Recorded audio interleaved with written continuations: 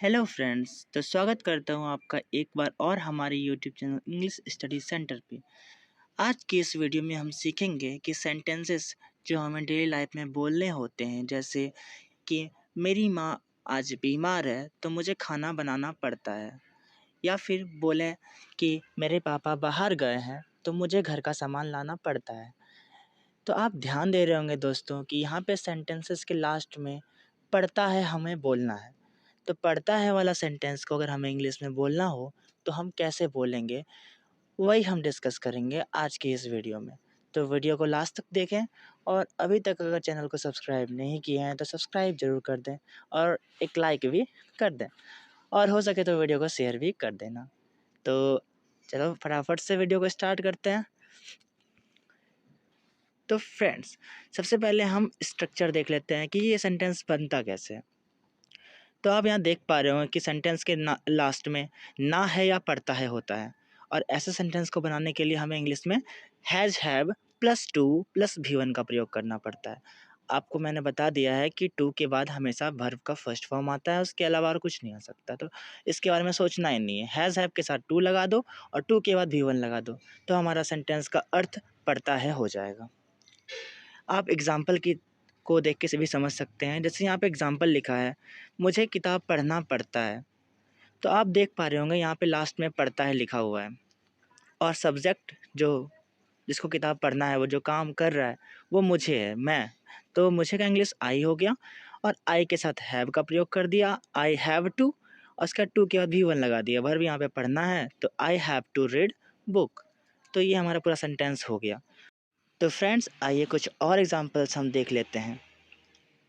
तो फ्रेंड्स देखिए, जैसे कि एग्जांपल है, मेरी माँ घर पर नहीं है, मुझे खाना पकाना पड़ता है। तो यहाँ पे जो बनाया गया सेंटेंस है, मेरी माँ घर पर नहीं है, my mother is not at home, लेकिन हमें उससे मतलब नहीं है, हमें यहाँ पे फोकस करना है मुझे खाना पकाना पड़ता है। तो इसका इंग्लिश में हो जाएगा I have to cook food. Next sentence है हमारा, उसके पिता बीमार हैं, उसे काम करना पड़ता है। तो उसके पिता बीमार है का हो जाएगा हीज़ फादर इज़ इल, और उसके बाद है हमें उसे काम करना पड़ता है, तो he has to work. Last sentence है, राधा को कपड़े धोने पड़ते हैं। तो इसका इंग्लिश हो जाएगा Radha has to wash clothes. आप देख पा रहे होंगे फ्रेंड्स कि बहुत ही ईजी है बनाना इसको। हमें बस सब्जेक्ट लेना है, उसके बाद हैज़ हैव के साथ टू का प्रयोग करना है और टू के बाद भी वन लगा देना है। सिंपल सा सेंटेंस बन जाता है हमारा। आगे देखते हैं, तो यहाँ पे नेगेटिव सेंटेंसेस है, और नेगेटिव में हमें ज़्यादा कुछ नहीं करना, हमें हैज़ हैव के बाद बस नॉट का प्रयोग करना है। जो हम हैज़ हैव और टू लगाते हैं ना, तो हैज़ हैव और टू के बीच में बस नॉट घुसा देना है, हो गया। इतना सही करना है इसमें। जैसे एग्जांपल्स देखिए, हमें शादी में काम नहीं करना पड़ता है, लास्ट में पड़ता है भी है और नहीं भी है, तो इसमें कुछ नहीं करना है हमें। We have not to work in marriage. तो यहाँ पे देखिए, अगर यहाँ पे नहीं नहीं रहता, जैसे हमें शादी में काम करना पड़ता है, तो यहाँ पे नॉट हटा देते, तो we have to work in marriage. और अगर यहाँ पे नहीं आ गया है तो हमें हैव और टू के बीच में नॉट लगा दिया है, we have to not, sorry, we have not to work in marriage. Next sentence देखिए दोस्तों, रोहन को मंदिर जाना पड़ता है। तो इसका बन गया है Rohan has not to go to temple.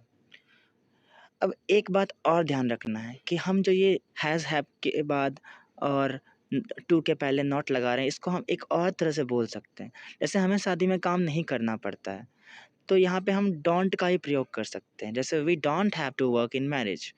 Rohan को मंदिर नहीं जाना पड़ता है, Rohan doesn't have to go to temple.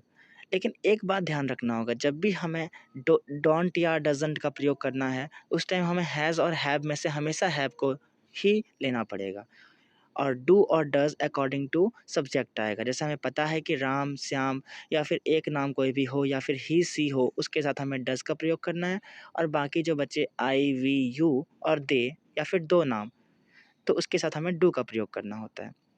तो इतना सा बात आपको ध्यान रखना है। आगे जब हम बढ़ते हैं तो इंटरोगेटिव सेंटेंसेस आते हैं, और उसका स्ट्रक्चर हो जाएगा, सिंपल सा हैज़ हैव को आगे कर देना है, फिर सब्जेक्ट लेना है, फिर टू, फिर भी वन, और फिर ऑब्जेक्ट।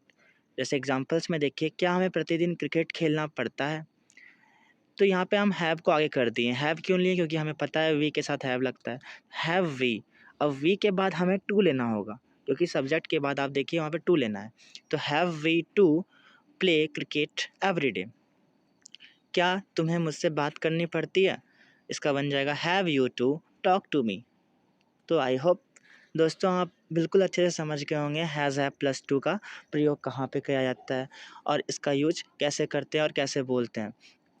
तो अब आई होप आपको वीडियो पसंद आया होगा, तो लास्ट तक बने हो तो पसंद तो आया ही होगा यार। तो एक बार चैनल को सब्सक्राइब कर दो और लाइक कर दो और शेयर करना मत भूलना प्लीज़। और लास्ट में एक और क्वेश्चन है आपके लिए प्रैक्टिस के लिए, आप इसको कमेंट में करके बताइए हमें बहुत ही अच्छा लगेगा अगर आप बताते हैं इसको। तो प्रैक्टिस के लिए क्वेश्चन है, कुछ पाने के लिए मेहनत करनी पड़ती है। अब आप इसका आंसर हमें कमेंट में बताइए, हम पर्सनली आपको रिप्लाई देंगे कि क्या होगा इसका आंसर। वीडियो को देखने के लिए बहुत बहुत धन्यवाद। Thank you.